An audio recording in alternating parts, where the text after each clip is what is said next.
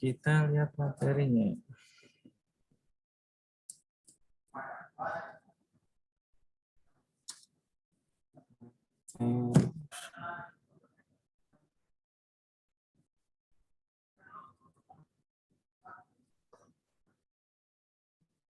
Itu agak bingung. Materinya di workbook itu sedikit banget itu. Tapi ketika lihat soal ujiannya, kok susah sekali. Bingung harus nilainya gimana.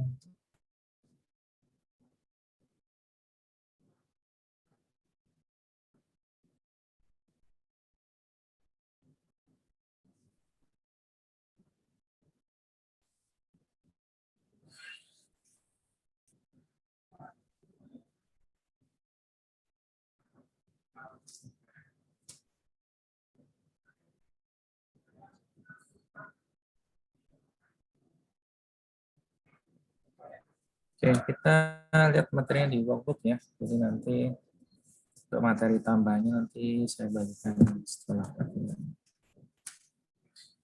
Oke, persekutuan ya. Teman-teman kan sudah di tingkat 1 kan sudah diajarkan ya persekutuan ya. Jadi itu kan bentuknya paling sederhana. Jadi kalau persekutuan kan gampang mendirikannya dan juga gampang untuk membubarkannya. Karena nggak repot. Kalau PT kan harus pakai perseorangan, pakai saham. Kalau ini kan kalau persekutuan mereka tinggal para mitra tinggal memberikan modalnya saja. Kemudian di persekutuan kan ada namanya pembagian labanya. Pembagian labanya nanti sepakatinya berapa.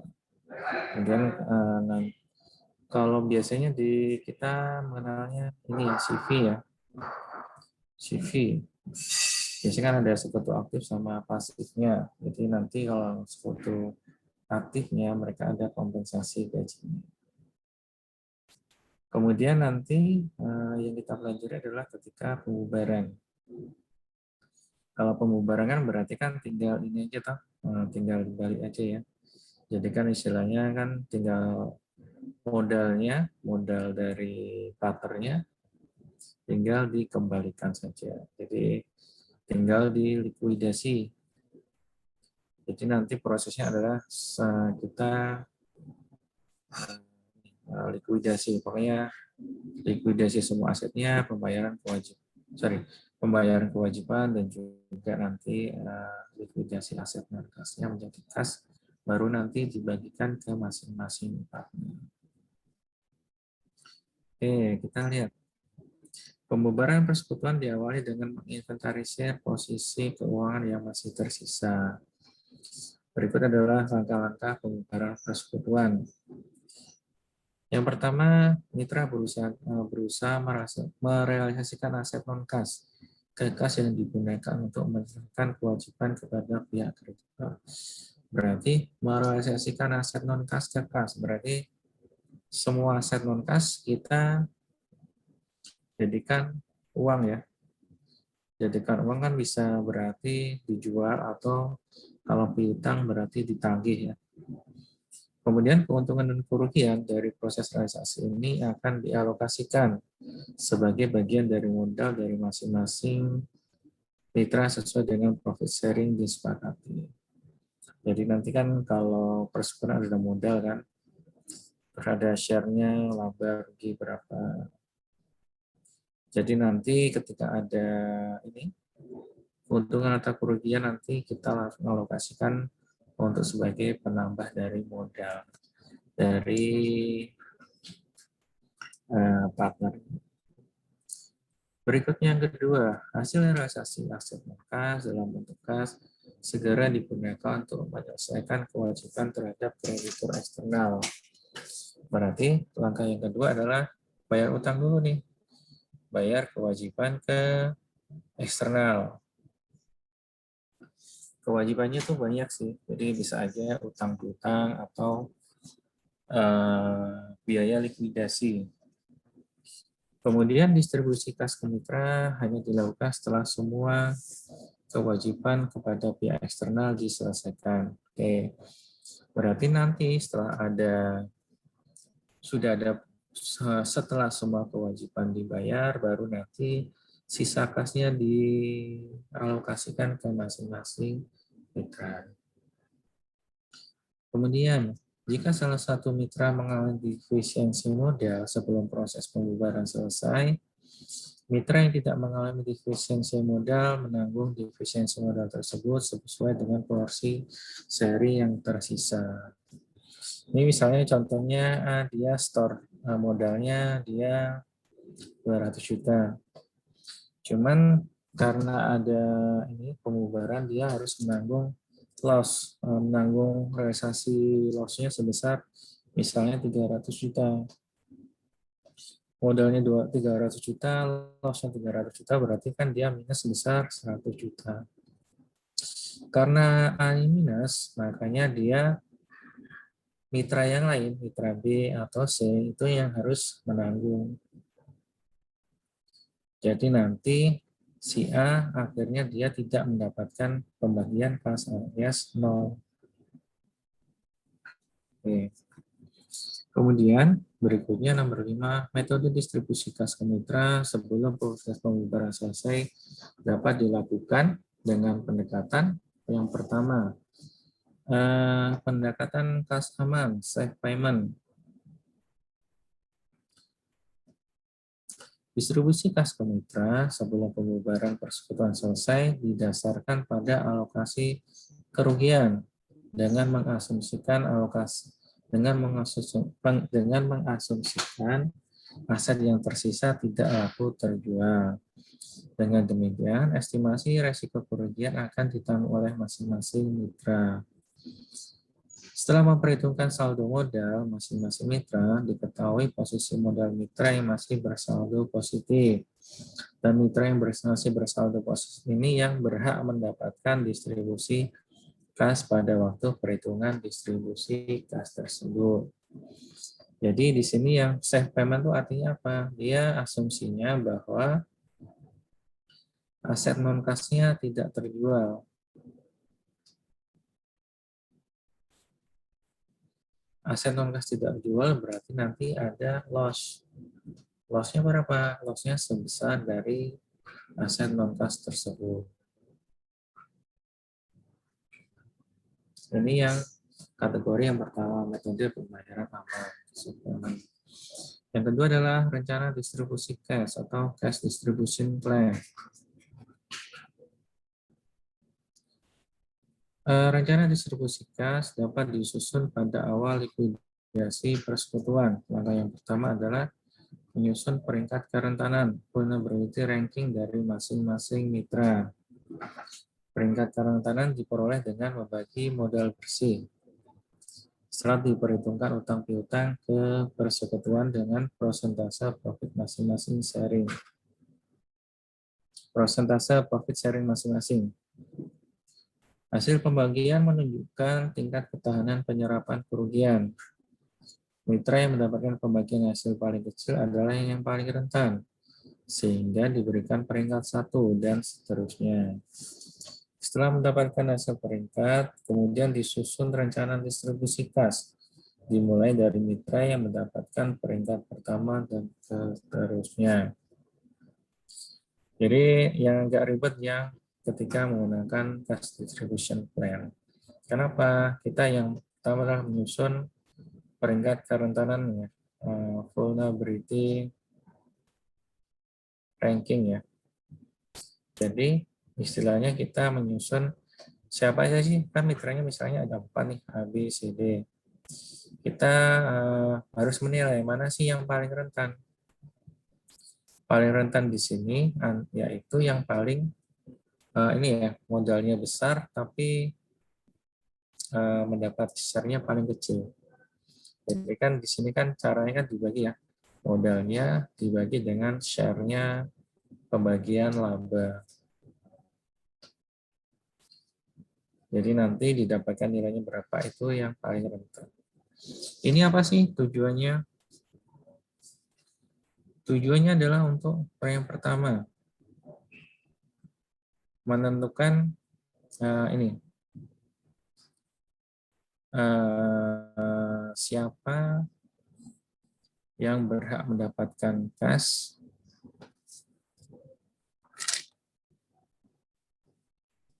cash dan nilainya. Yang B, siapa sih yang dapat prioritas pertama? Prioritas pertama dan selanjutnya ya, atas kas tersebut. Bisa aja kas, misalnya kasnya cuma dibagi pada bulannya 80.000. Tapi siapa sih yang dari ABCD itu yang bisa mendapatkan kesempatan pertama untuk kasnya itu? Jadi nanti ini berpengaruh terhadap itu sih pembagian distribusi kasnya itu. Jadi kalau kita lihat secara konsep secara besar, nanti ada likuidasinya ada 2 tahap nih. Ada 2 jenis. Yang pertama adalah 1 tahap. Kalau 1 tahap ini dia realisasi, yang pertama adalah realisasi aset non kasnya, pembayaran kewajiban kepada kreditur, kemudian pembagian ke kasnya ke mitra atas kasnya, distribusi kas ke mitra, dan udah selesai. Kemudian kalau bertahap realisasi aset non kas sama aja. Jika saldo kas lebih besar daripada utang kreditur, melunasi kewajiban ke kreditur, oke. Jika masih ada saldo kas, distribusi ke mitra dengan cara safe payment atau cash distribution plan. Oke, nanti yang keluar di ujian tahun kemarin ya, 2 metode ini. Jadi nanti kita harus mengerjakan yang safe payment method sama cash distribution plan. Kalau saya lihat di soal 2019 sama 2020 tuh sama sih, hampir mirip soalnya. Kan doskonya kan juga masih Pak Agung ya. Jadi sama. Jadi kayaknya tipe-tipe soalnya mirip-mirip. Oke, kita masuk ya ke ini yang pertama. Tipe yang pertama, tipe safe payment method. Safe payment. Yang tipe yang paling gampang. Oke.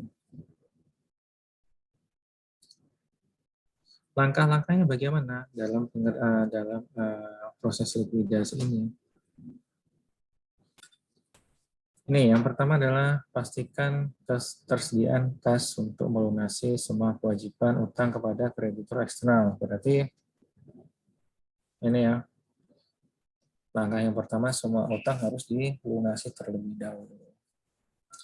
Yang berikutnya, setelah kewajiban kepada eksternal diselesaikan dan saldo masih tersedia, saldo tersebut dapat didistribusikan kepada semua partner. Kemudian, jika masih terdapat kewajiban kepada pihak eksternal, saldo kas tidak dapat didistribusikan kepada mitra hingga lunas semua kewajiban. Berarti, langkah yang pertama kewajibannya dulu yang harus dibayar. Baru nanti kalau ada sisa kas, itu baru nanti dibagi-bagi ke partnernya. Berikutnya yang ketiga, jika mitra memiliki piutang dan utang ke persekutuan, piutang dan utang tersebut diperhitungkan dengan saldo modal dari masing-masing mitra. Jika mitra memiliki utang, persekutuan memberikan pinjaman ke mitra, maka pelunasan piutang dilakukan dengan mengurangi piutang dan mengurangi modal mitra. Berarti di sini, kalau kan gini ya, ini kan persekutuan mitra, jadi mitra itu kan bisa punya utang atau piutang. Berarti nanti proses penyelesaiannya dianggap menambah atau mengurang dari modalnya. Diperhitungkan terhadap modal yang disetorkannya. Ini sebagai contoh di sini nomor 3. Ada kasnya 1.200.000, kemudian piutang ke mitranya 400.000, utang dagangnya 500.000, modal mitranya 1.100.000. Persekutuannya punya piutang ke mitra 400.000. Berarti cara pelunasannya adalah dengan cara mengurangi piutangnya sebesar 400.000 dan juga mengurangi modal mitra yang sebesar 400.000. Berarti nanti teman-teman harus buat persamaan akuntansinya ya.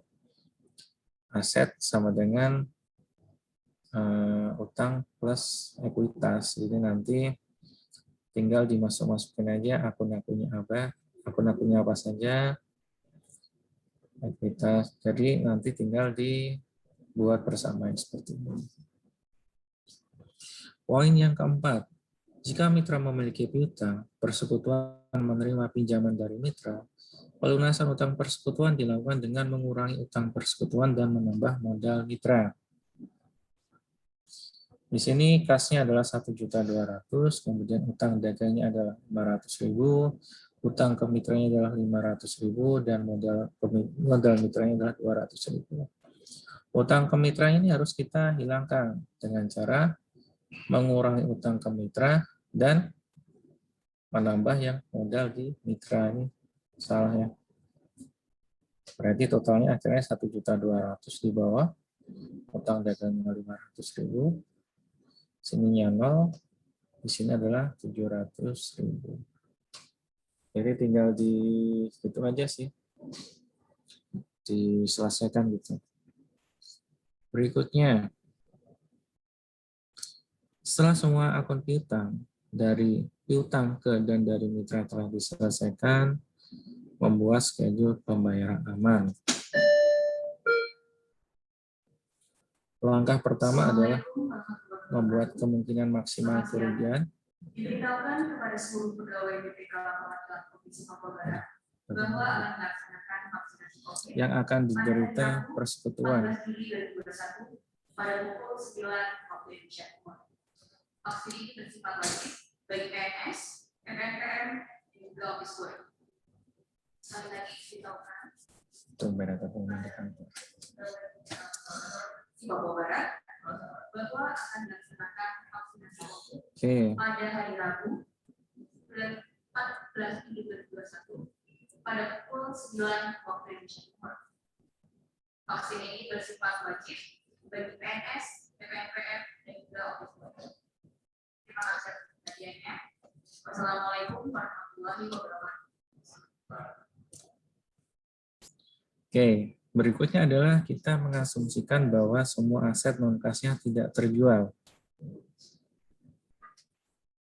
Jadi nanti asumsi loss-nya, asumsi kerugiannya dari aset non-kas yang tidak terjual tersebut nanti dialokasikan ke masing-masing mitra sesuai dengan rasio pembagian labanya. Di sini contohnya kasnya adalah sebesar 800.000. Non-kasnya adalah 4.200.000, modal A-nya 2 juta, B-nya 1.200.000, C 1.800.000. Kemudian ketika kita menggunakan metode safe payment ini, non-kasnya berarti kan diasumsikan tidak terjual semua ya. Berarti asumsi terdapat loss sebesar 4.200.000. Loss ini yang akan kita bagikan ke masing-masing mitra. Berarti untuk yang A kita langsung bagikan aja 40% kalikan dengan 4.200.000. Hasilnya adalah 1.600.000. Kemudian modal untuk yang B kita kalikan dengan 20%, hasilnya adalah 840. Kemudian yang C adalah 40% juga adalah 1.608. Kemudian kita alokasikan ya, berarti kita tinggal tambahkan aja modalnya awalnya berapa, tambah dengan loss-nya, dikurangi dengan loss-nya. Berarti ini adalah modal akhirnya. Ketika nanti ada pembagian cash-nya sebesar 800.000 yang di awal, kan kas di awal, itu nanti langsung dibagikan ke masing-masing mitra sebesar nilai modal setelah alokasi ruginya. Jadi A mendapatkan 320.000, B 360.000, dan C adalah 120.000. Edi, itu 40-20% itu apa sih Pak? Nah, teman-teman harus lihat di sini ya. Yang nilai di sini 20%, sorry, yang 40%, 20%, 40% itu bukan share, bukan persentase kepemilikan modalnya. Bukan persentase kepemilikan modal kayak share di saham ya. Tapi yang di sini itu adalah share, bukan share, adalah persentase ketika ada pembagian laba atau rugi. Jadi yang persentase di sini ketika ada laba rugi nanti masing-masing partner nanti mendapatkan share-nya, mendapatkan persentasenya berapa. Jadi di sini tuh jangan diartikan sebagai persentase modal terhadap keseluruhan ya, yang di sini ya. Oke, berikutnya. Kemudian jika pengalokasian potensi rugi mengakibatkan saldo modalnya bernilai negatif atau defisiensi modal, defisiensi modal, maka saldo negatif tersebut akan ditanggung oleh mitra yang memiliki saldo positif. Kita lihat ilustrasinya. Di sini aset non-kasnya adalah 400.000, kemudian non-kasnya 4.600.000. Modal M-nya adalah 2 juta, kemudian share labanya adalah persentase pembagian labanya adalah 50%, kemudian modal N-nya 1.200.000, persentase pembagian labanya 20%, kemudian O dia modal awalnya 1.800.000, persentase pembagian labanya 30%. Berarti yang langkah pertama, kita nanti alokasikan aset non-kas ini, karena kita asumsinya kan tidak terjual semua, jadi terdapat loss. Kita alokasikan ke masing-masing partnernya. Berarti nanti tinggal dikalikan dengan prosentasenya. Berarti yang M 50% kalikan dengan 4.600.000. Yang N 20% kali 4.600.000. Yang O 30% kalikan dengan 4.600.000. Sehingga nanti dari 4.600.000 ini M mendapatkan alokasi rugi sebesar 300.000. Sorry. Setelah kita tambahkan dengan, ini kan modal awalnya, awal plus ruginya. Kita mendapatkan modal akhirnya setelah alokasi rugi adalah M mendapatkan modal akhirnya adalah minus 300.000, kemudian N-nya positif 280.000, dan O dia positif 420.000. Jadi aturannya ketika ada mitra yang mengalami defisiensi modal atau modalnya itu negatif, berarti harus kita alokasikan ke masing-masing mitra 300.000. 300.000. Berarti di sini masih ada mitra yang masih ini ya, saldonya modalnya adalah positif ya. Yang N sama O. Kita alokasikan berapa besarannya? Besarannya adalah sesuai dengan persentase pembagian labanya. Berarti yang N adalah 20% dibagi 20% ditambah 30% dikalikan dengan 300.000. Yang O 30% dibagi 30% dibagi dengan 20% plus 30% kalikan dengan 300.000. Jadi nanti si si N dia mendapatkan alokasi tambahan rugi sebesar 120.000 dan O mendapatkan alokasi ruginya adalah 180.000. Sehingga setelah ditotal-total alokasinya adalah N 160.000 dan O adalah 240.000. Kemudian di sini kan di awal kan kasnya adalah 400.000. Jadi 400.000 yang di awal bisa dibagikan ke N sebesar 160.000 dan O sebesar 240.000. Yang ini masih gampang. Oke, sampai di sini ada yang ditanyain? Jadi, berarti kasihan dong Pak, perusahaan yang awalnya punya modal, sekarang malah dia nggak punya sama sekali karena udah nanggung kerugian. Nah, itu sudah. Aturannya kan seperti itu. Oke, kemudian nanti gini, sebelum kita nanti bahas soalnya. Jadi nanti gini, misal terus save payment itu bisa aja dilakukannya misalnya pembayaran ke partner itu bisa aja bertahap. Jadi nggak satu kali. Jadi nanti kalau kita bahas soal yang UAS tahun kemarin itu nanti ada di bulan Maret, di bulan April, satu lagi di bulan Mei. Di situ nanti aturannya di akhir Maret, di akhir bulan dia pembayaran cash bertahap, cashnya ke masing-masing partner. Akhir bulan juga. Kalau nanti ada pembayaran di akhir bulan ini, berarti nanti teman-teman harus memperhitungkan saldo akhirnya, saldo akhir modal per akhir bulan.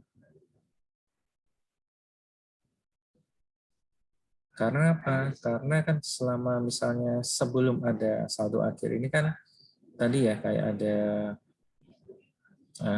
ini ya pelunasan kewajiban, kemudian utang piutang itu kan sudah diselesaikan sama realisasi non kas. Jadi nanti yang kita pakai adalah saldo akhir sebelum pembayaran cash kepada partner. Nanti kita lihat di soal ujian. Oke, berikutnya yang metode yang kedua saya agak bingung mau menerangkannya gimana. Karena penjelasan kayaknya kurang jelas. Kemudian yang kedua adalah metode distribusi kas, yaitu dengan cara ini tadi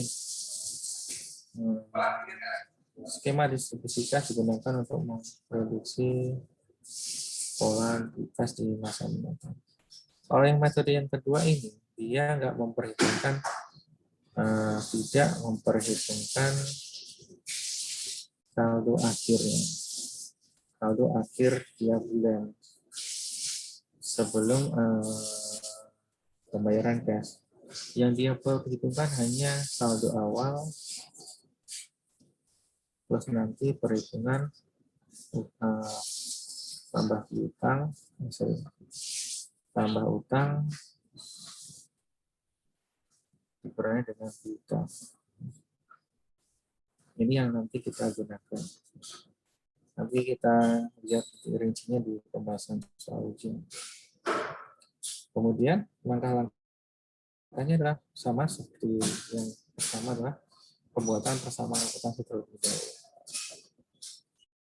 Langkah yang berikutnya adalah penyelesaian utang piutang ke masing-masing mitra.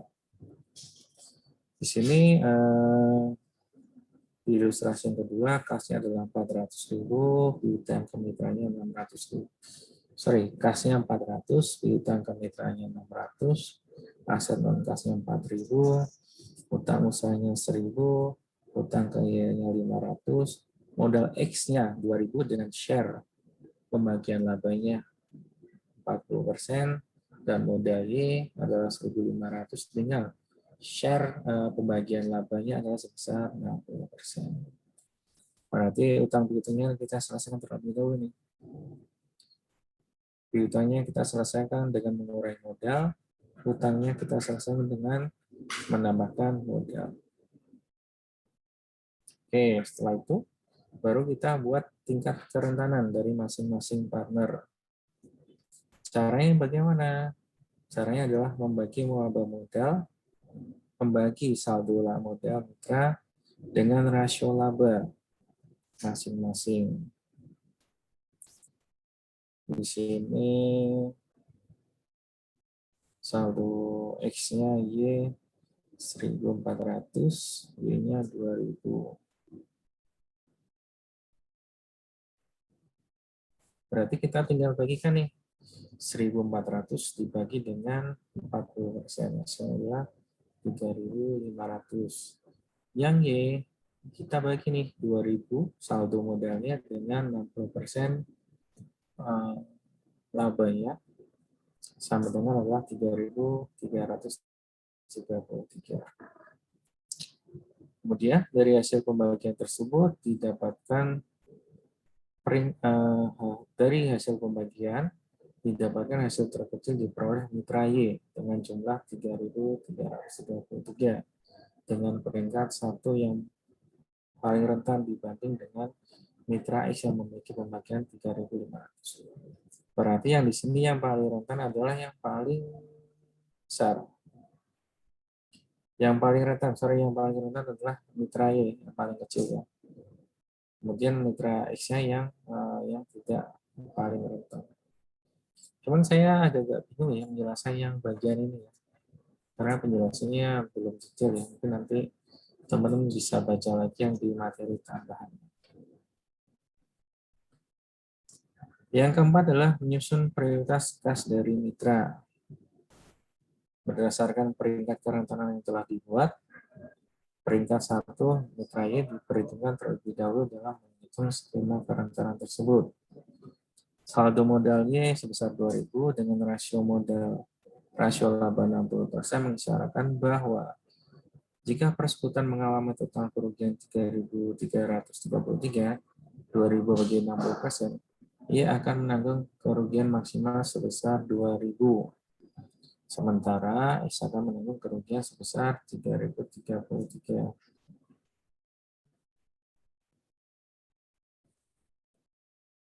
Kemudian saldo modalnya dikurangkan dengan maksimum rugi yang dapat ditanggung oleh Y sebesar 2.000. Sehingga saldo modalnya adalah 0, sementara saldo modal X-nya adalah 66,7. Dengan demikian, X mampu menanggung kerugian lebih besar dibanding Y.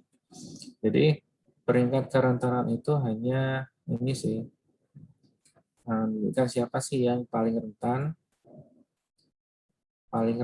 Jadi istilahnya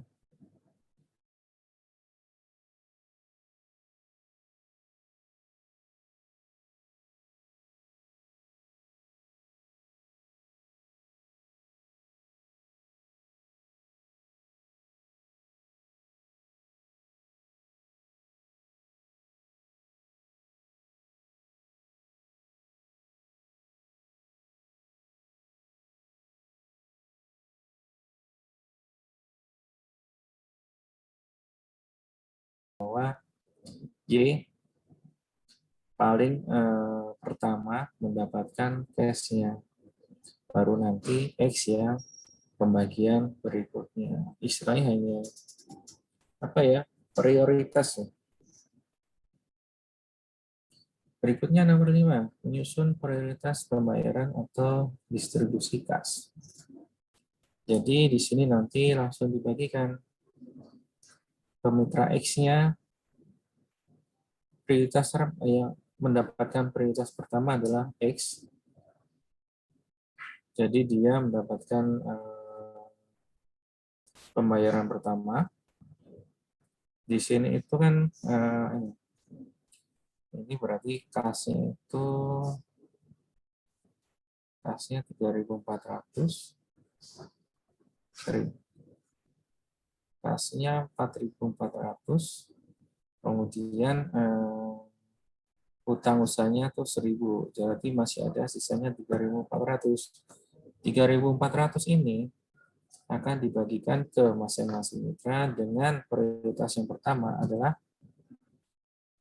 X terlebih dahulu sebesar 66,7, baru nanti yang kedua adalah si Y, baru nanti sisanya baru nanti dibagikan ke masing-masingnya. Jadi gimana ya jelasinnya ya?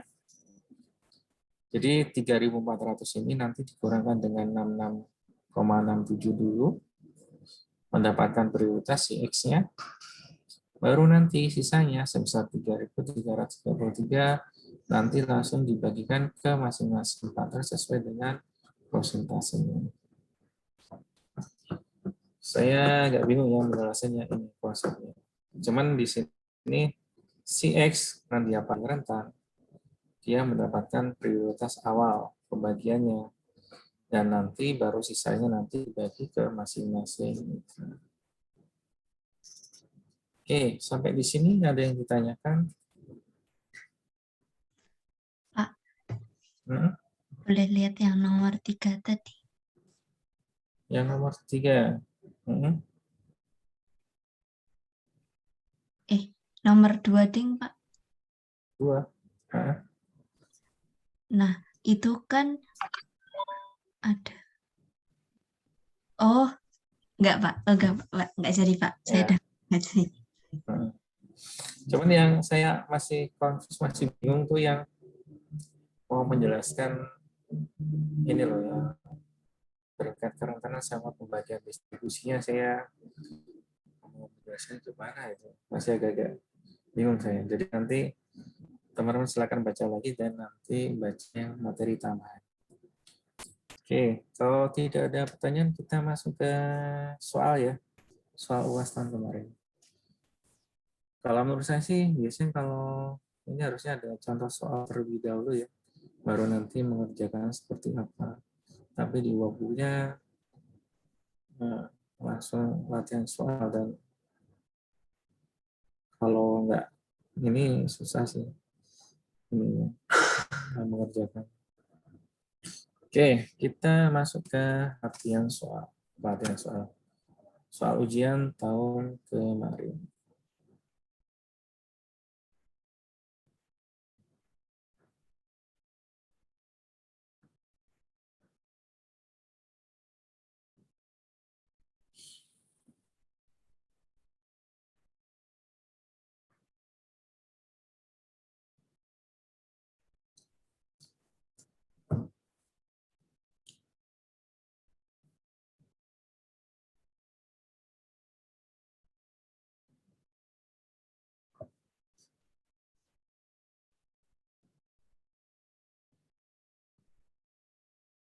Ini soal yang biasanya kita kerjakan nih tahun yang minggu kemarin ya.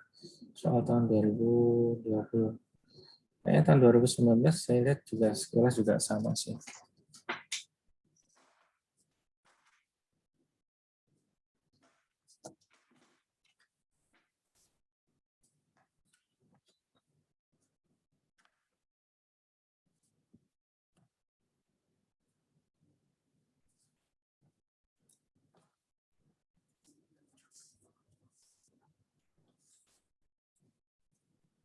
Di sini obligasi persekutuan. Abi, Bia, dan Chua dan Dia membentuk persekutuan dengan nama CVABCD. Kesepakatan untuk membagi profitnya adalah dengan rasio 3:4:2:1. Karena ada wabah COVID-19, semua partner setuju untuk melakukan likuidasi untuk menghindari adanya kerugian. Laporan posisi keuangan sesaat sebelum adanya pembubaran adalah sebagai berikut. Dalam USD dollar. Posisi keuangan adalah posisi per 29 Februari 2020. Di sini kasnya 40.000, akun resepnya 115.000, advance to B adalah 15.000. Berarti di sini adalah piutang. Inventory-nya adalah 200.000, lainnya 300.000, building-nya 180.000, equipment-nya 150.000, total asetnya adalah 1 juta. Kemudian di sisi pasifanya, accounts payable-nya 100.000, advance from C, berarti di sini adalah utang dari C sebesar 25.000, secure bank loan, pinjaman dari bank 250. kapital A-nya 180.000, B 225.000, C 120.000, D 100.000. Total pasifa sama 1 juta. Kemudian di sini untuk menyelesaikan likuidasi tersebut, CVA/BCD sepakat untuk menunjuk pihak yang membantu proses likuidasi. Berarti di sini ada likuidator ya. Biasanya ditunjuk untuk melakukan likuidasi. Dengan biaya likuidasi sebesar 2.000 tiap akhir bulan. Kemudian semua partner sepakat untuk menyelesaikan proses likuidasi dalam waktu 3 bulan dan distribusi kasnya akan dilakukan tiap akhir bulan dengan menyisakan saldo kas minimal sebesar 5.000. Jadi di sini nanti ada pembagian kasnya tuh 3 bulan. Maret, April, Mei. Jadi nanti nggak langsung di terakhir ya, jadi bertahap. Kemudian yang di sini transaksi yang terjadi selama Maret, April, sama Mei. Transaksinya itu sebenarnya hanya beberapa jenis saja sih. Yang pertama yaitu pelunasan utang atau piutang. Terus di sini hanya ini penjualan aset non kas, bukan penjualan aset non kas. Mana ya? Jadi aset non kas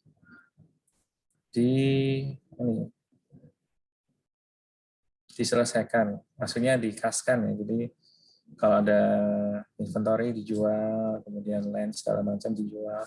Kalau ada piutang berarti nanti harus ditagih, dibayarkan. Kemudian transaksinya di sini hanya biaya likuidasi juga, pembayaran biaya likuidasi. Kemudian terakhirnya adalah pembayaran kas ke masing-masing partner. Jadi kita harus ini ya, buat pembayaran kasnya per masing-masing per akhir bulan. Terus di sini teman-teman perhatikan, di sini kan ada 3 bulan ya. 3 bulan. Berarti nanti di sini kan posisi pembayarannya. Posisi pembayaran ke partnernya. Berarti nanti sebelum ada pembayaran ke partner, berarti teman-teman harus buat jurnal terlebih dahulu. Jurnal untuk mengakui adanya beberapa transaksi yang terjadi di sebelumnya. Jadi ini harus di jurnal. Buat nyari apa sih di jurnal? Nanti akan ketahuan cash-nya sama modalnya per akhir bulan itu nanti berapa. Kan nggak mungkin kan kita mau bagi cash tapi cash-nya di akhir bulan kita nggak tahu. Jadi kita harus cari tahu. Yang di sini pertanyaan itu ada 3. Buatlah schedule likuidasi di atas dengan menggunakan safe payment method. Safe payment method apa tadi? Yaitu asumsi kalau aset non kasnya tidak terjual semuanya. Kemudian, buatlah jurnal transaksi pada bulan Maret terkait dengan proses likuidasi di atas. Ini nanti yang teman-teman, saya sebenarnya sampai bulan Mei ya. Cuma nanti kalau teman-teman ujian berarti nanti disesuaikan dengan soalnya aja.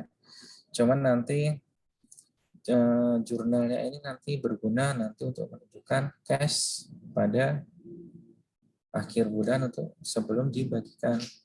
Satu lagi untuk mencari modal akhir bulan buat perhitungan di safe payment-nya. Yang ketiga, buatlah schedule pembayaran cash dengan menggunakan cash distribution plan. Untuk bulan Maret, April, Mei dengan syarat saldo sisa kasnya adalah 5.000. Berarti nanti harus ini ya, berarti dua metodenya digunakan ya. Dua metode ini nanti digunakan. Yang paling gampang yang mana? Yang paling gampang ya safe payment method. Yang cash distribution plan agak membingungkan. Oke, sampai di sini ada yang ditanyakan?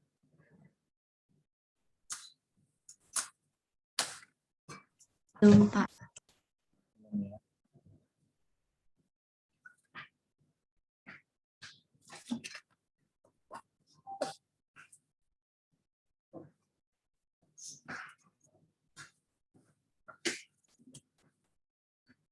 Oke, kita lihat pembahasan.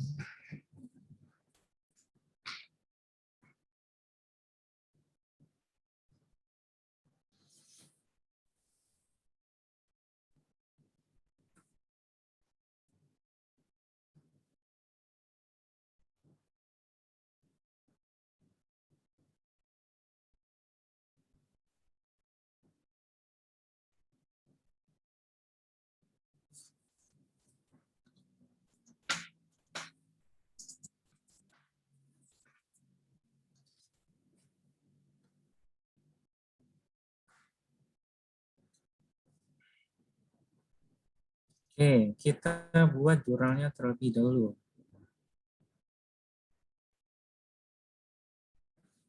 Yang pertama, mengofset utang dan piutang kepada dan dari partner.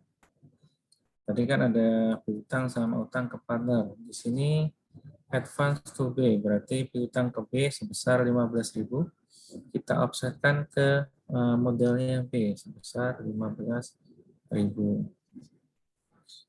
Jurnal yang kedua adalah utang dari C, fund from C sebesar 25.000. Berarti kita selesaikan dengan mengkredit kapital dari C. Seolah-olah dia menambahkan ke modalnya C sebesar 25.000. Ini langkah pertama ya. Offset utang dan piutang kepada partnernya. Yang berikutnya adalah menjualnya sebesar 320.000. Kalau kita lihat di neraca, lain itu adalah nilainya adalah sebesar 300.000. Dijualnya 320.000 sehingga masih ada profitnya sebesar 20.000. Profit 20.000 ini nanti dibagi ke masing-masing partner. A, B, C, D. A-nya 30%, B-nya 40%, C-nya 20%, D-nya 10% dikalikan dengan 20.000. Berarti laba ini akan menambah modalnya dari masing-masing partner. Berarti jurnalnya cash-nya 320.000, lainnya 300.000, dan masih modal A, B, C, D tinggal kita kalikan dengan persentase pembagian labanya kalikan dengan laba yang diperoleh. Jadi A mendapatkan 6.000, B 8.000, C 4.000, D-nya 2.000. Oke. Berikutnya, menjual separuh inventory seharga 90.000. Inventory di awal kan nilainya adalah 200.000 ya. Kemudian dijual separuhnya, berarti kan 100.000. Dijual 100.000. Sorry, inventory nilainya 100.000, dijualnya 90.000. Berarti ada loss-nya adalah sebesar 10.000. Loss-nya ini dibagi ke masing-masing mitra. A, B, C, D. Tinggal kita kalikan aja. Kalikan dengan 30%, 20%, 20%, 10%. Sehingga jurnalnya adalah cash yang diterima 90.000, capital A 3.000, B 4.000, C 2.000, D 1.000, dan inventornya yang dikredit sebesar 100.000. Oke, jurnal berikutnya. Pembayar biaya likuidasi. Membayar biaya likuidasi kan langsung masuk loss ya. Berarti langsung dikalikan ke masing-masing mitra. Jadi langsung dikalikan aja, sehingga si A mendapatkan prosentasenya adalah mendapatkan prosentase loss dari biaya likuidasi sebesar $600, B-nya 800, C-nya 400, D-nya 200 pada cash-nya sebesar 2.000. Ya. Berikutnya, membayar banknote dengan tambahan beban penalti sebesar 5.000. Tadi di neraca tuh ada namanya secure bank loan ya, sebesar 250.000. Berarti di sini tuh harus bayar lebih sebesar tambahan penaltinya sebesar 5.000. Berarti cash yang dikeluarkan adalah sebesar 255.000. Berarti ada loss sebesar 5.000. Sebesar biaya penaltinya. Ini masuk loss yang dibagi-bagi ke masing-masing partner. Oke, berarti yang kita debit adalah bank loan, utang ya, dan di debit ya. Capital ABCD sebesar 1.500, 2.000, 1.000, dan 500. Pada cash yang harus kita bayarkan adalah sebesar 255.000. Kemudian berikutnya adalah membayar kreditur dan apabila masih ada sisa dibagi ke partner. Kita lihat di neraca awalnya. Di neraca awal itu ada namanya accounts payable sebesar 100.000. Ini yang belum di jurnal. Berarti harus kita selesaikan terlebih dahulu. Berarti penyelesaiannya adalah accounts payable pada cash sebesar 100.000. Kemudian jurnal berikutnya adalah apabila masih ada sisa kas dibagi ke masing-masing partner. Berarti sebelum tahu sisa kasnya berapa, sebelum tahu cash yang dibagi berapa, kita harus tahu terlebih dahulu cash yang tersedia kan. Berarti cash yang tersedia nilainya kita harus cari yang terlebih dahulu. Berarti kita harus buat di account. Berarti tadi saldo awalnya di neraca adalah 40.000. Kemudian yang nomor 2 ini 320.000 ini adalah dari penjualan lem ya. 320.000. Kemudian 90.000 itu dari inventory. Kemudian tadi yang dikredit adalah 2.000. 2.000 ini dari biaya likuidasi. Kemudian 255.000 dari pembayaran secure bank loan. Dan yang nomor 6 sebesar 100.000 dari pembayaran accounts payable. Jadi di akhir Maret masih ada cash-nya sebesar 93.000. 93.000 tadi kan ada klausul bahwa pembayaran kas ke masing-masing partner harus ada sisa saldonya sebesar 5.000. Berarti yang bisa dibagikan hanya 93.000 kurangi dengan 5.000. Jadi nilainya adalah sebesar 88.000. Jadi 88.000 ini yang bisa dibagikan ke masing-masing partner. Oke. Terus kita buat jurnalnya. Capital ABCD pada cash. Oke, nilainya dari mana? Nilainya dari schedule. Nilai dari schedule save payment. Oke, kita lihat schedule-nya seperti apa. Jadi ini nggak langsung dibagi ini ya. Kita lihat schedule save payment. Di sini.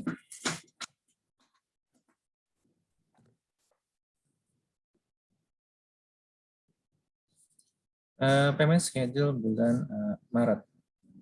A-nya modalnya adalah 180.900, B-nya 211.200,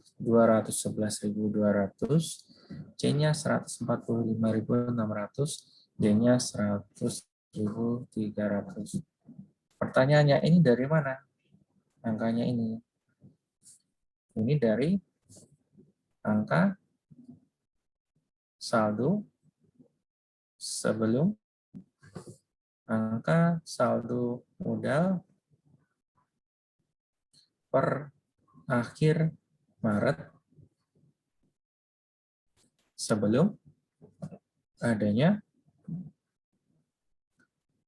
pembagian cash. Oke, kita lihat angkanya dari mana. Angkanya itu dari ini, Maret.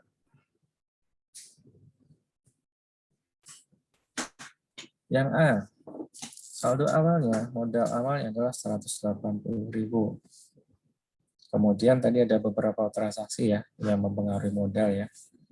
Jadi terakhir-terakhirnya di debitnya adalah 5.100, di kreditnya 186.000, sehingga saldo yang tersedia adalah sebesar 180.900. Yang B sama seperti itu juga, didapatkan saldo akhirnya 211.200, yang C 145.600, yang D 100.300. Jadi kalau untuk save payment method,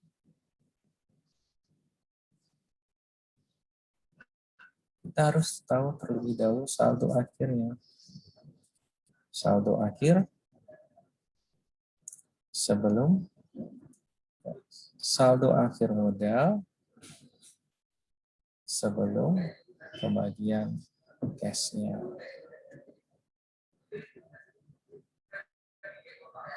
Kan selama bulan Maret tadi kan ada beberapa transaksi ya, transaksi penyelesaian utang piutang maupun penjualan aset non kasnya.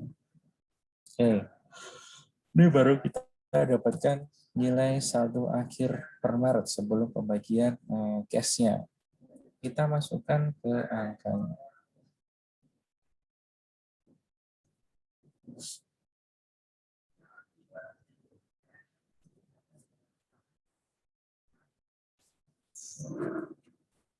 Oke,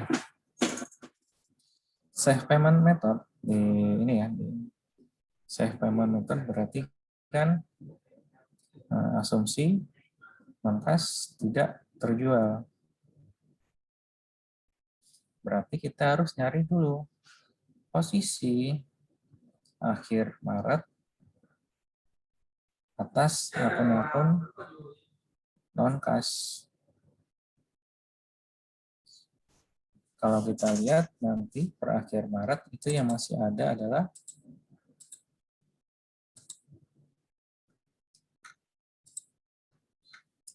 per akhir Maret. Itu yang masih ada adalah account receivable sebesar 115.000. Kemudian inventory 100.000, building 180.000, kemudian equipment 150.000. Jadi totalnya sebesar 545.000.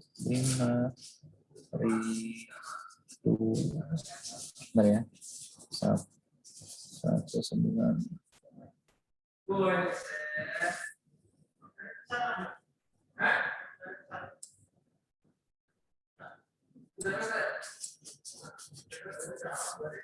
545.000. Oke. Berarti kita tahu nih aset non kasnya per akhir Maret yang belum terjual bisa 545.000.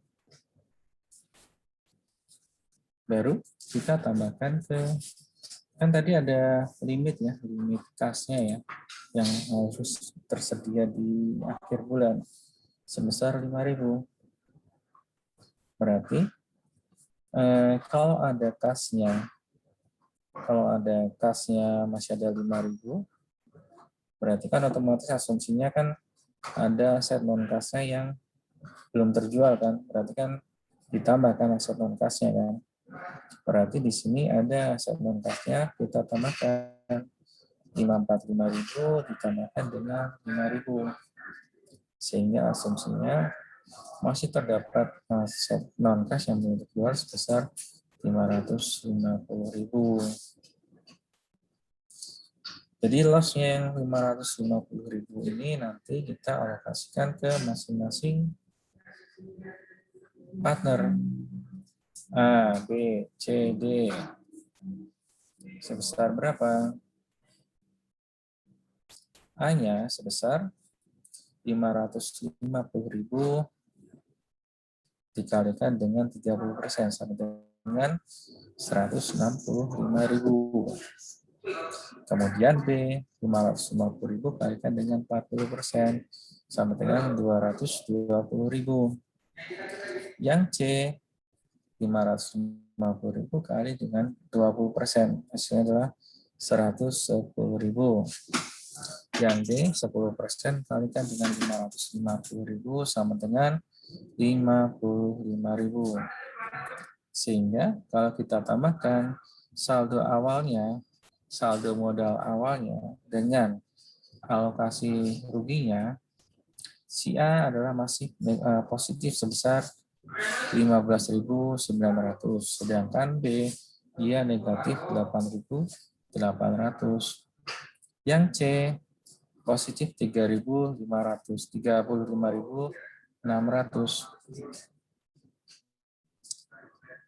Kemudian yang D masih positif sebesar 45.300. Berarti yang di sini masih ada defisiensi ya, karena ada partner yang saldonya negatif. Ini ya. Jadi posisinya di sini ada defisiensi. Defisiensi ada di B sebesar 8.800. 8.800-nya ini harus kita alokasikan ke masing-masing partner ya, A, B, C, D. A-nya berapa? A-nya adalah 30%.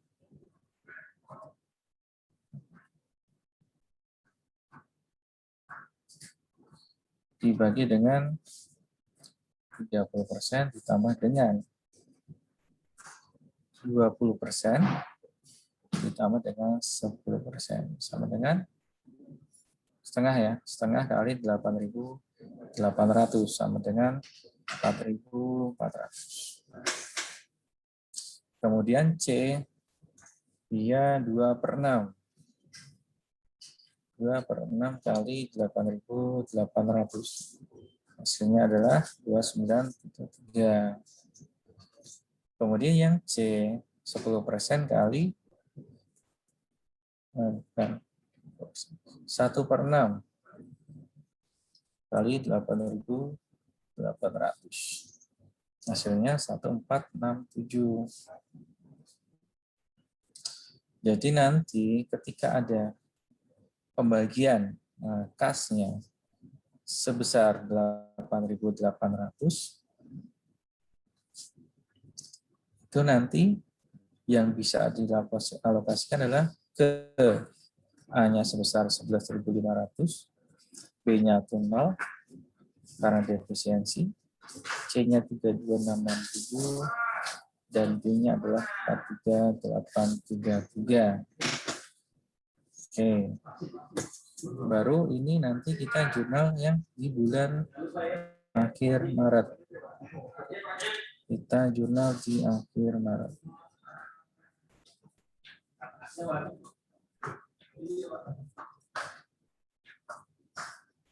Jurnal gimana? Ini tadi.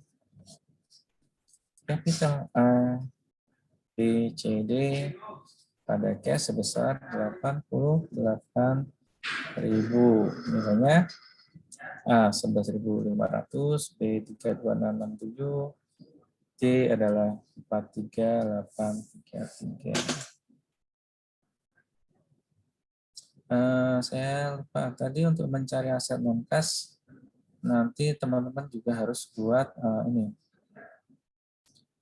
schedule likuidasi yang persamaan akuntansinya. Ini kan dari persamaan aset sama dengan utang plus ekuitas ya. Jadi nanti teman-teman harus buat ini ya schedule-nya untuk bulan Maret, pembayaran segala macam. Jadi nanti ini adalah saldo akhirnya. Ya tadi yang non kas bisa nyari dari sini. Ini yang non kas.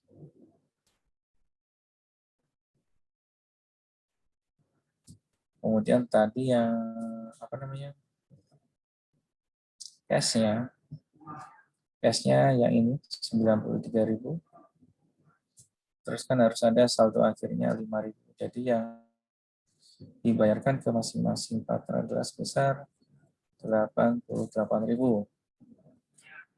Dan ini pembagiannya ke masing-masing partnernya sesuai dengan schedule yang di atas. Oke, sampai di sini ada yang nggak bingung?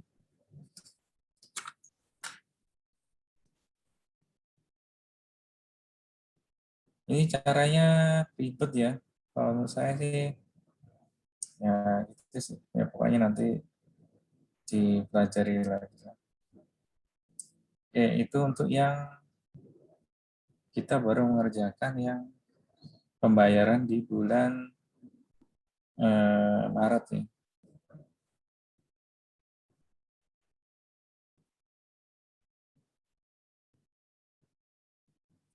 Oke. Berikutnya kita lanjut ke pembayaran di bulan April. Tapi sebelum masuk kita ke pembayaran bulan April, kita harus buat jurnal terlebih dahulu di bulan April. Oke.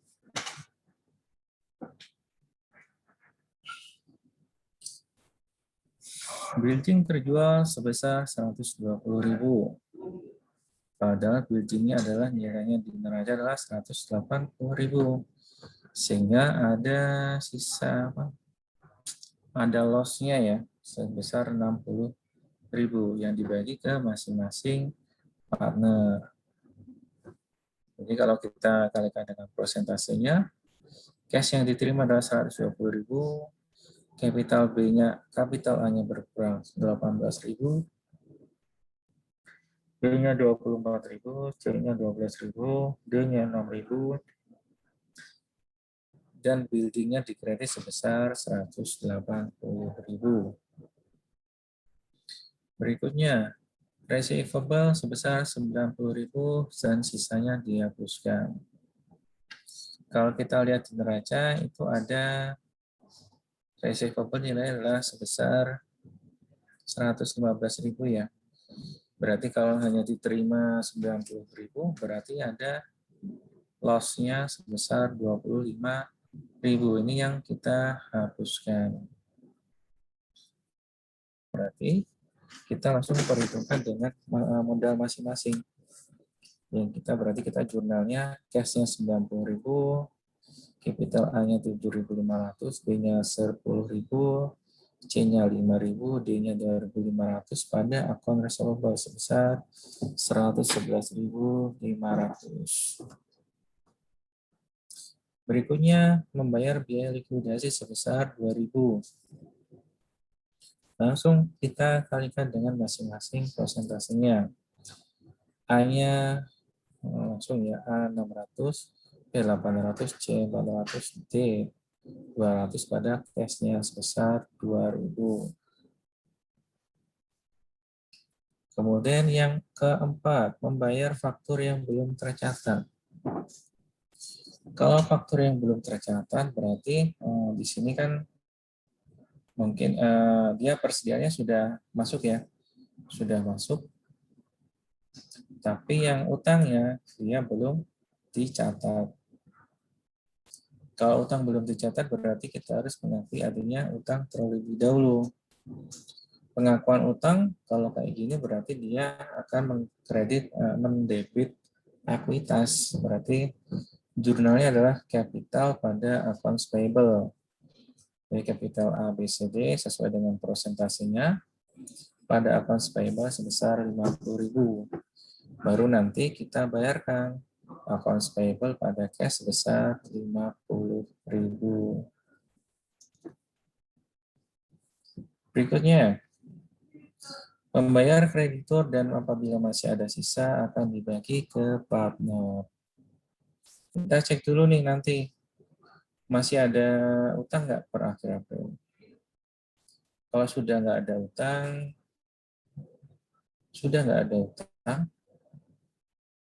baru bisa dibagi ke partner.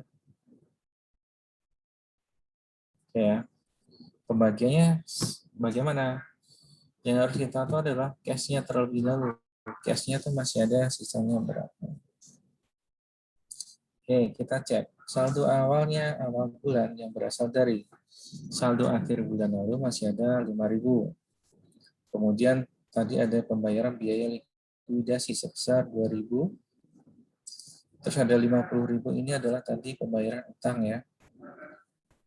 50.000. Kemudian ada 120.000 itu bukan 120.000 tadi. Oh, building. 120.000 ada building. Yang 90.000 itu dari inventor. Dari receivable. Berarti pada saat akhir bulan, cash yang tersedia masih ada 163.000. Namun karena harus ada sisa saldo minimalnya sebesar 5.000, maka yang bisa dibagi adalah 163.000 kurang 5.000 sama dengan 158.000. Berarti kita tinggal jurnal capitalnya pada cash. Namun sebelum kita jurnal, kita harus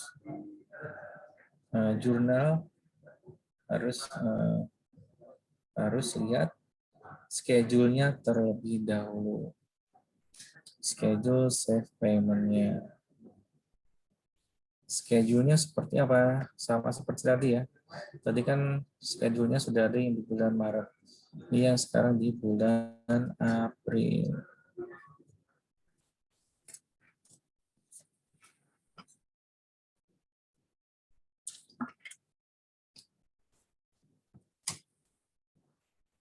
Schedule di bulan April. Yang pertama kita cari saldo dulu. Saldo modal awal April.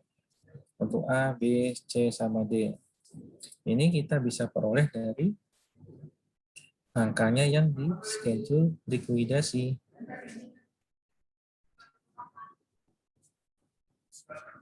Angkanya itu dari sini. Angka saldo modal setelah pembagian cash kepada masing-masing partner.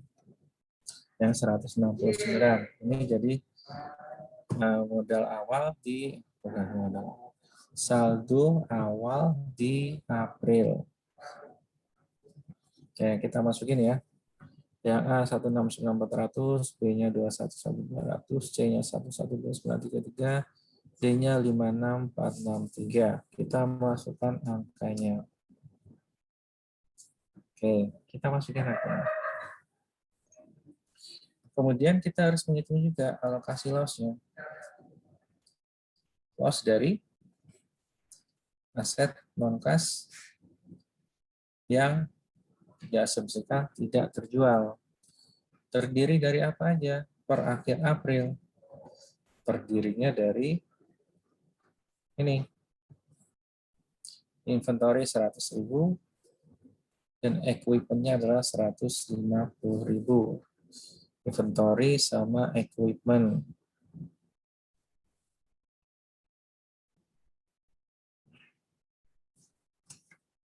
Equipment.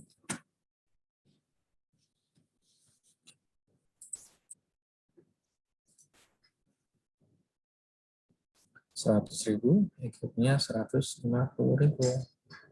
Jadi total aset non-kasnya adalah 250.000. Karena ada saldo minimal kasnya sebesar 5.000, berarti kita tinggal tambahkan aja nih 5.000 sama dengan 255.000. 255.000 ini yang aset non-kas. Asumsi loss aset non-kas baru kita alokasikan ke masing-masing partnernya. Berarti tinggal kita kalikan ABCD-nya. Tinggal kita kalikan 30%, 40%, 20%, 10% kalikan dengan 255. Jadi kita mendapatkan alokasi di masing-masing partner itu adalah yang A sebesar 76.500, yang B-nya 102.000, yang C 51.000, yang D 25.500. Sehingga saldo akhirnya akhir April sebelum pembagian adalah C A-nya 92.900, B-nya 109.200, C-nya 61.933, D-nya 30.967. Berarti kondisinya di sini berarti saldonya positif semua ya. Berarti tidak ada yang defisiensi. Berarti kalau tidak ada defisiensi, untuk pembagian kasnya tinggal kita kalikan saja. Karena tidak ada defisiensi,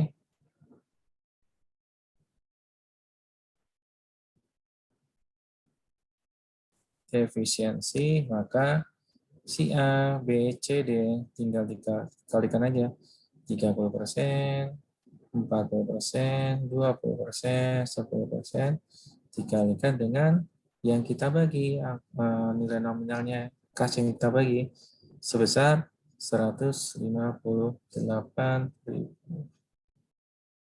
Sehingga A mendapatkan alokasi kasnya 47.400, B-nya 63.200, C-nya 31.600, D-nya 15.800. Baru nanti kita jurnal. Kita jurnal di bulan Maret, bulan April. Ini jurnal yang tadi. Jadi agak-agak ribet sih. Bolak-balik. Oke, sampai di sini ada yang ditanyakan? Oke, lanjut ya. Kita di bulan Mei. Equipment terjual 130.000.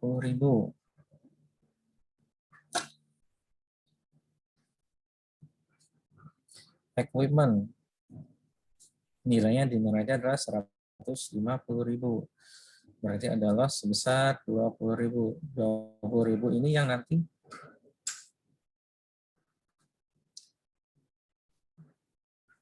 kita alokasikan ke masing-masing partnernya. Sehingga jurnalnya adalah cash-nya 130.000, capital B-nya 6.000, B-nya 8.000, C 4.000, D 2.000, pada equipment sebesar 150.000. Oke. Jurnal berikutnya. Sisa inventory terjual sebesar 110.000. Tadi kan di neraca, itu kan nilai inventory di awal kan 200.000 ya. Dan baru terjual separuhnya kan tadi di bulan Maret. Terus di bulan Mei juga terjual separuhnya. Berarti kan di sini harganya nilainya 100.000 ya. Inventornya 100.000 tapi terjual 110.000. Berarti ada profitnya sebesar 10.000. Profitnya ini nanti langsung menambah laba, langsung menambah modal ya. Sini jurnalnya salah ini. Berarti cashnya 110.000. Di sini adalah inventory.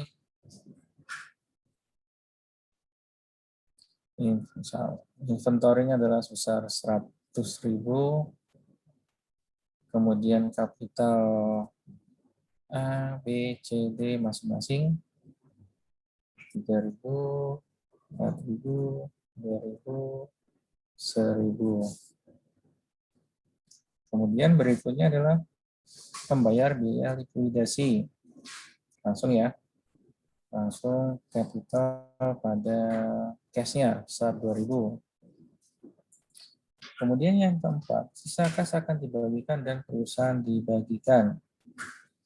Sebelum kita bagi kasnya, kita nyari nilai kasnya terlebih dahulu. Cashnya saldo awalnya adalah 5.000.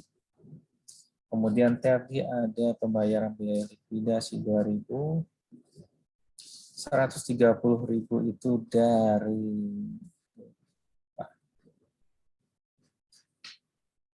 130.000 dari equipment, 110.000 dari inventory. Kemudian didapatkan saldo adalah 243.000. 243.000 ini langsung kita bagikan habis. Kenapa bagi habis? Karena ini sudah di bulan Mei dan sudah posisi terakhir. Di sini ya, sisa kas akan dibagikan dan perusahaan dibubarkan. Terus nanti khusus untuk bulan Mei, pembagian kasnya langsung kita bagikan A, B, C, D. Langsung ya 30%, 40%, 20%, 10% kalikan dengan 243.000. Berarti jurnalnya capital ABCD pada cash-nya besar 243. Oke, ada yang saya tanyakan. Ini kita pakai asumsi ini enggak safe payment lagi enggak?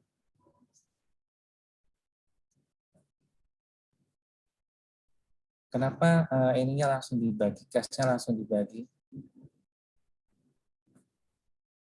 Pertanyaan kenapa? Yang pertama, kenapa langsung cash-nya dibagi sesuai persentase? Yang kedua, kenapa nggak pakai safe payment method?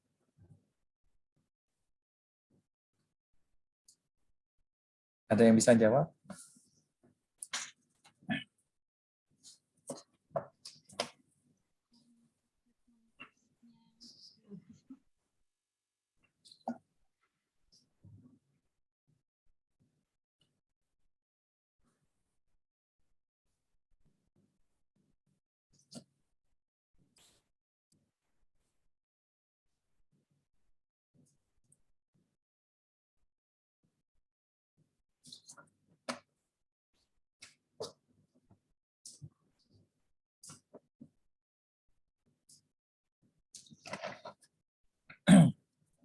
Ada yang tahu jawabannya?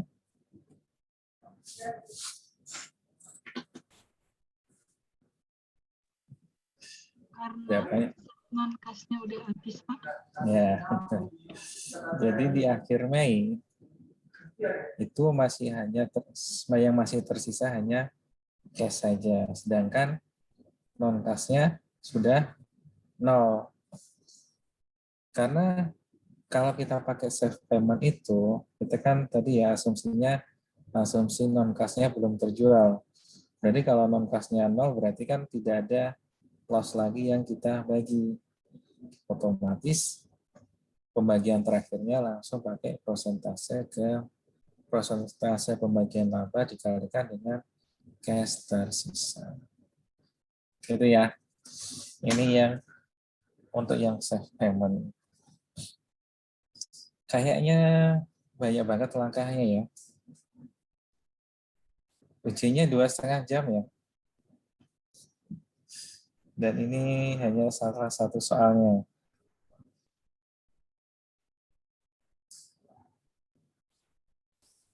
Ini ya, tadi posisi schedule-nya ketika akhir Mei. Ini kan sudah terjual semuanya. Sudah terjual semuanya. Aset non kasnya sudah terselesaikan semua. Dan kewajibannya sudah nol semua kan. Berarti kalau sudah terselesaikan semuanya kan hanya tinggal ada kasnya aja. Ya, kasnya ini nanti langsung kita bagikan ke masing-masing partnernya.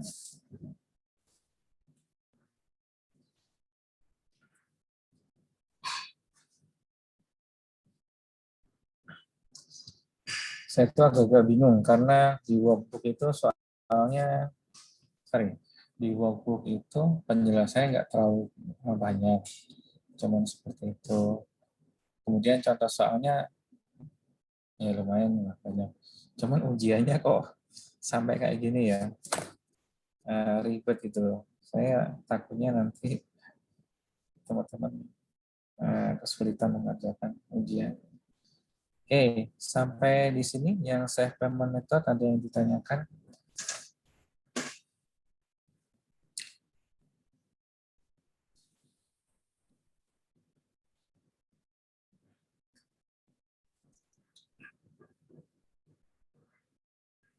Berarti nanti rencana saya bagikan ininya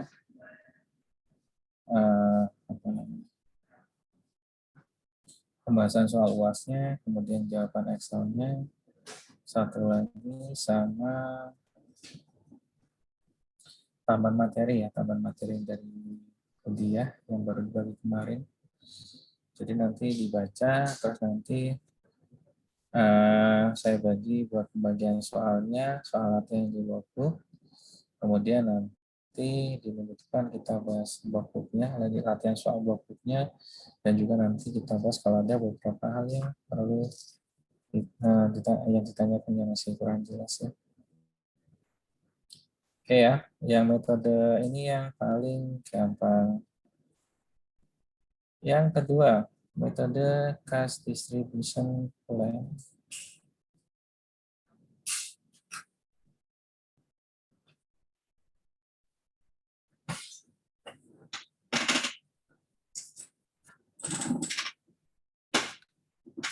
Cash distribution plan. Langkah yang pertama kita harus nyari terlebih dahulu adalah saldo awal Maretnya. Saldo awal Maret baru nanti kita sesuaikan dengan utang dan piutang partner per utang piutang partner aja. Ini beda sama dengan ini beda ya, beda dengan safe payment. Kalau safe payment kita harus nyari saldo akhir modal per akhir Maret. Kalau yang cash distribution plan ini harus kita hanya mencari saldo awalnya berapa, baru nanti kita adjust dengan utang dan piutangnya. Ini salah harusnya di sini ya 15.000. Oke. Saldo awalnya A-nya 180.000, B-nya 225.000, C-nya 120.000, D-nya 100.000. Advance to B, piutang ke B-nya 15.000, jadi dia mengurangi modalnya B. Kemudian advance from C, utang pada C sebesar 25.000 akan menambah modal dari C. Sehingga saldo akhirnya adalah sebesar 180.000 di A, 210.000 di B, C-nya 145.000, D-nya 100.000.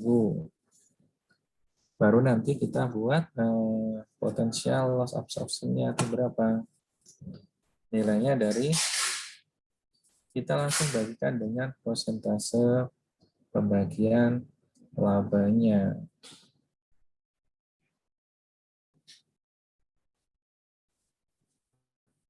Di sini 180.000 bagi 30% sama dengan 600.000. 210.000 bagi 40% sama dengan 525.000. 145.000 bagi 20% adalah 725.000. D-nya 100.000 bagi 10% sama dengan 1 juta. Berarti nanti kita buat peringkatnya, mana yang paling besar, mana yang paling tidak terdampak. Berarti yang di sini tuh yang paling terdampak adalah yang harusnya yang paling terdampak itu yang harusnya yang paling besar atau kecil.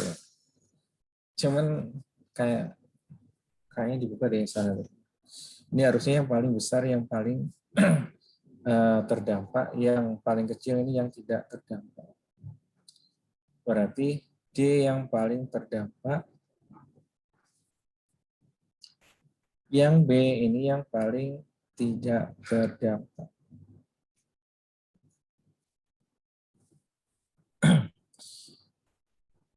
Baru nanti kita alokasikan absorption-nya ini ke masing-masing masing-masing partnernya. Cuman sebelum alokasi ini ada di buku deh, di materi yang baru.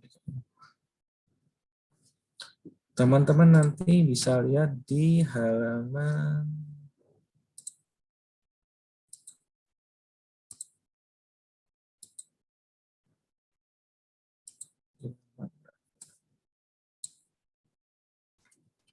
dia halaman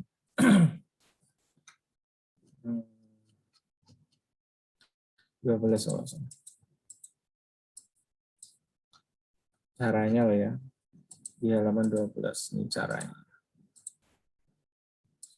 Ini nanti teman-teman baca lagi ya.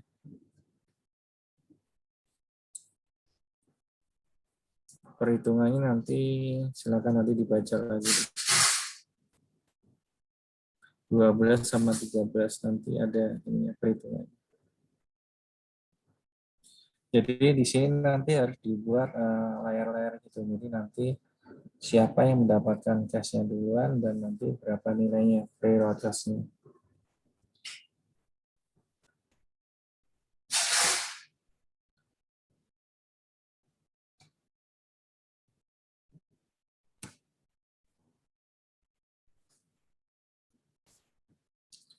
Oke.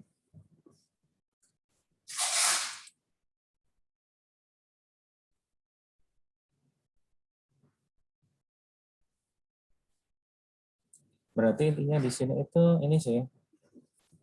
Dari alokasi absorption loss tadi, teman-teman harus nyari siapa sih mitra yang paling mendapatkan duluan cash-nya. Di sini apa namanya ya?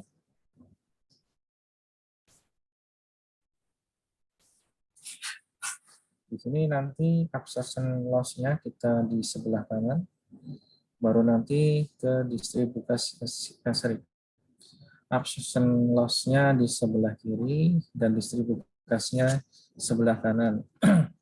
Jadi di sini nanti distribusi cash-nya A-nya 180.000, B-nya 210.000, C-nya 145, D 100.000. Nanti yang D kita kurangkan dengan loss-nya. yang dari ini 275 itu adalah selisih dari 100 juta dikurangi dengan 275.000. Kemudian 27.000. Sorry.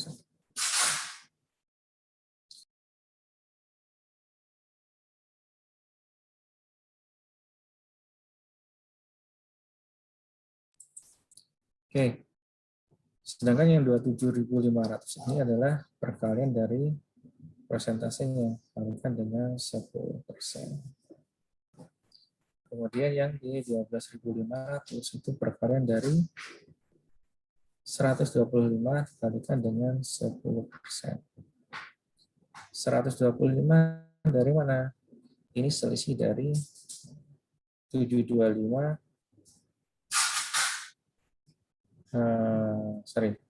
selisih dari 600 dikurangi 725 sama dengan 125. 725 dikurangi 600 sama dengan 125. Baru ini kita kalikan ke masing-masing persentasenya. Kemudian yang berikutnya 75.000.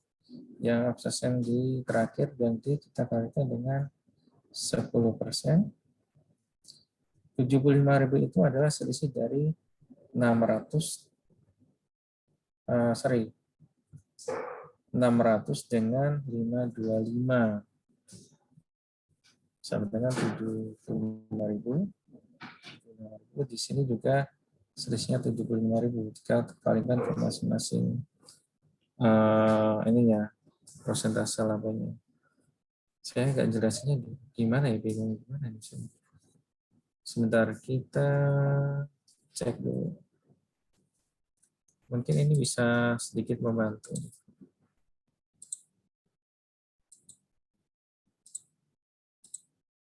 Di sini nanti dibuatkan layar-layar sih. Jadi tadi kan yang paling rentan itu kan adalah yang D ya.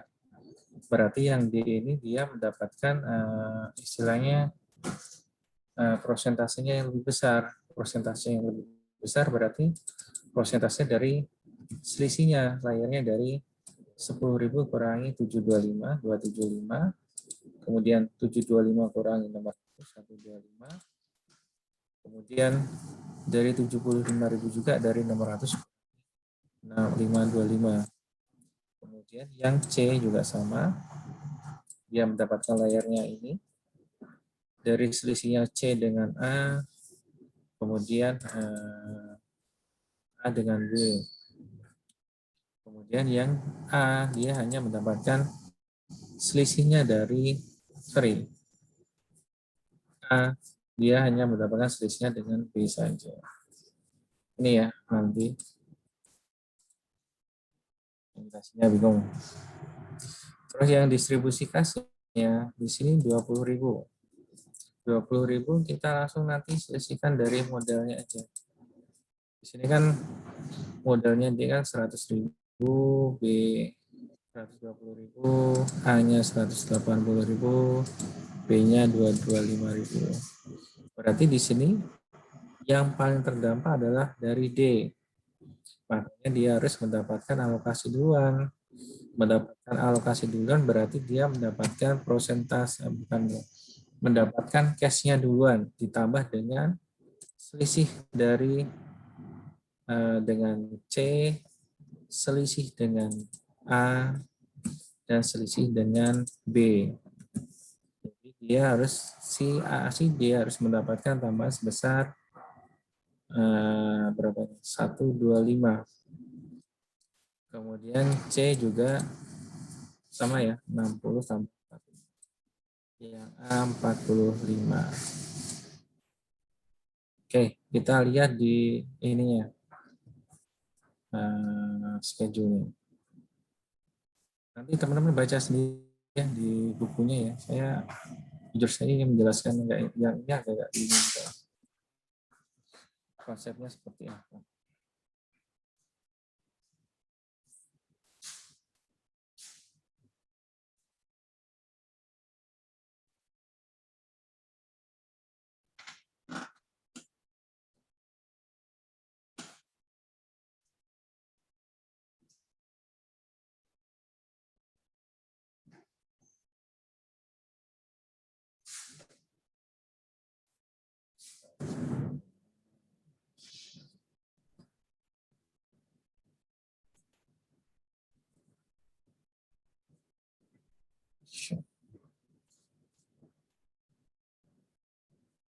Kita lanjut.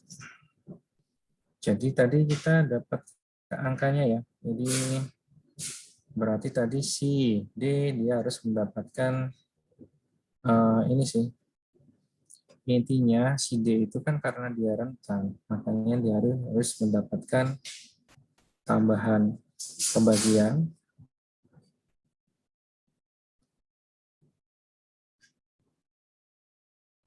pembagian cash sebesar berapa? Yang D mendapatkan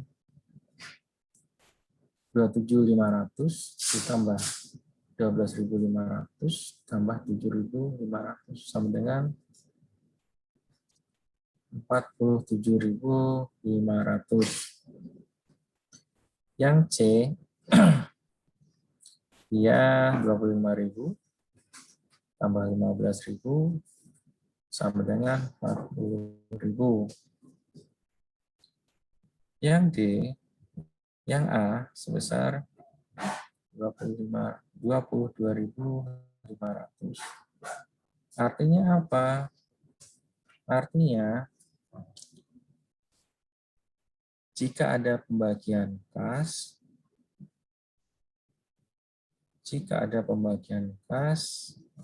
maka D, C, A itu harus dapat pembagian terlebih dahulu sebesar D-nya 47.500,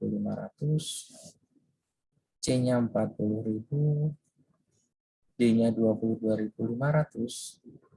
Baru nanti sisanya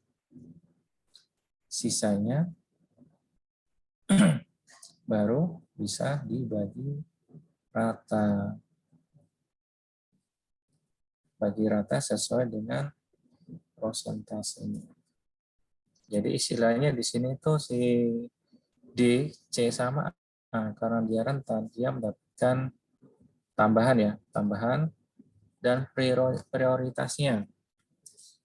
Prioritasnya seperti apa? Kita lihat di tabel schedule berikutnya. Oke, schedule berikutnya.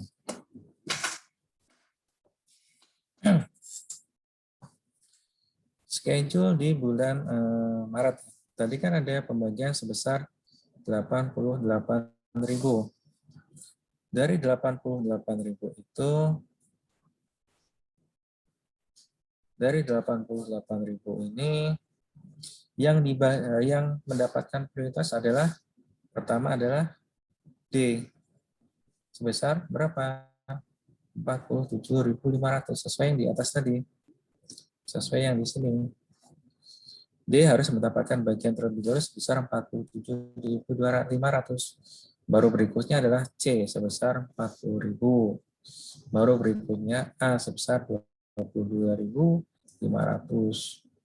Berarti di sini terpenuhi ya.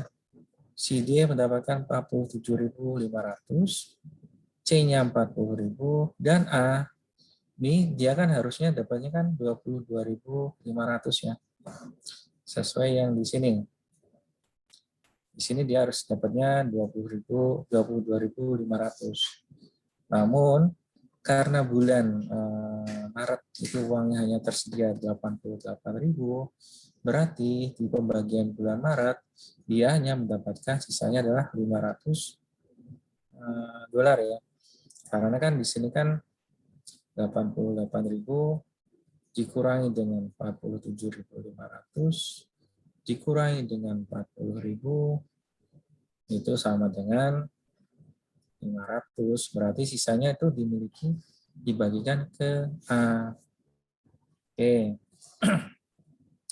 Berikutnya di bulan April itu kan pembagian cash-nya adalah sebesar 158.000. 158.000 ini nanti dibagi dua. Yang pertama adalah untuk yang A. A kan pada bulan Maret kan harusnya mendapatkan 22.500 ya, tapi karena baru dibayar 500 baru dia harus dibayar terlebih dahulu sebesar 22.000. Baru nanti sisanya setelah 158.000 dikurangi 22.000, sisanya ada kan 136.000 sisanya ya. baru ini nanti baru bisa dibagi rata. Bagi rata berarti 136.000 dikalikan dengan A-nya 30%, B-nya 40%, C-nya 20%, D-nya 10%. Ya. Baru nanti di bulan berikutnya kan semua aset non cash kan udah habis nih, tinggal cash semua. Cash yang tersedia sebesar 243.000. Baru ini nanti langsung kita bagikan A, B, C, D. Karena si D, C, sama A sudah dapat bagian kas yang terlebih dahulu yang tadi sebagai prioritas tadi ya. Jadi ini langsung yang bulan Mei sama seperti bulan April. Kalikan langsung dengan prosentasenya, kalikan dengan 243.000. Jadi terakhirnya si A mendapat 72.900, B-nya 97.200, C 48.600, D-nya 24.300.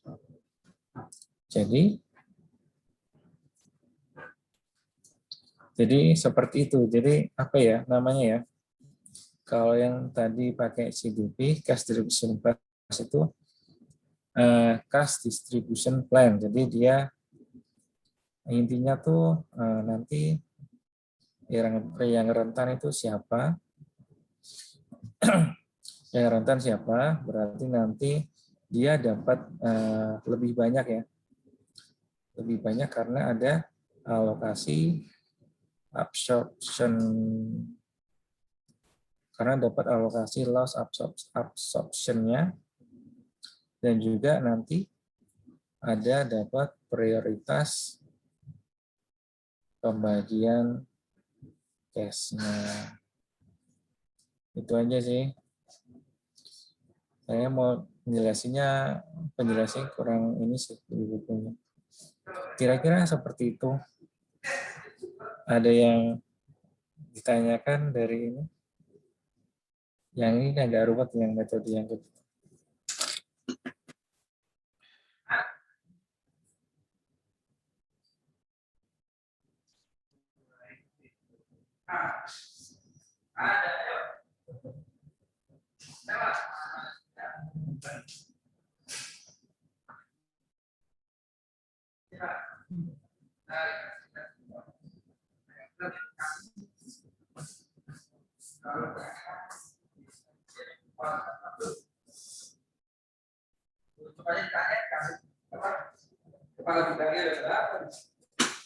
Oke, kira-kira seperti itu. Teman-teman gimana? Ya soalnya banyak ya langkahnya, rumit.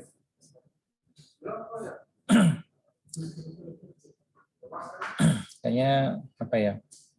Contoh di bukunya sedikit, latihannya banyak, dan soal UASnya tambah banyak.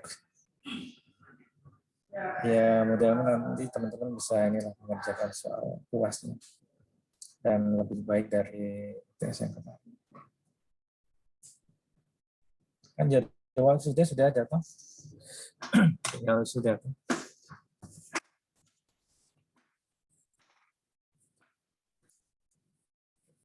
Bulan Juli, Agustus, September, Oktober.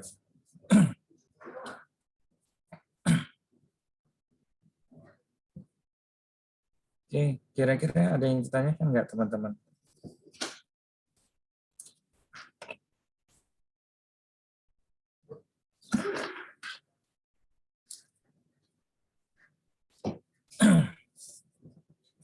Nanti dibaca lagi ya, jadi teman-teman bisa paham lebih baik. Kira-kira seperti itu materi kita yang pembubaran persekutuan. 2,5 jam cukup nggak untuk 4 soal.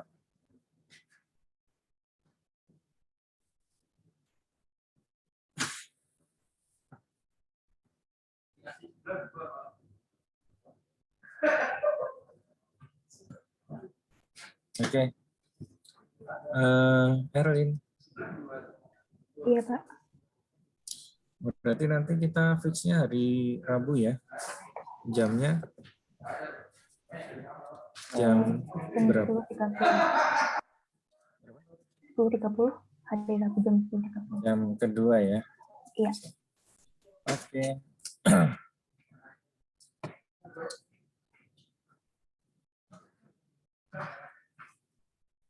Mungkin gitu aja ya materi kita untuk minggu ini. Nanti saya bagikan. Silakan nanti dikerjakan soal AT-nya sesuai dengan pembagian ini ya. Sesuai dengan pembagiannya nanti kita bahas di minggu depan. Oke, mungkin seperti itu, sudah 1:30. Mohon maaf kalau ada salah kata. Assalamualaikum warahmatullahi wabarakatuh. Selamat siang.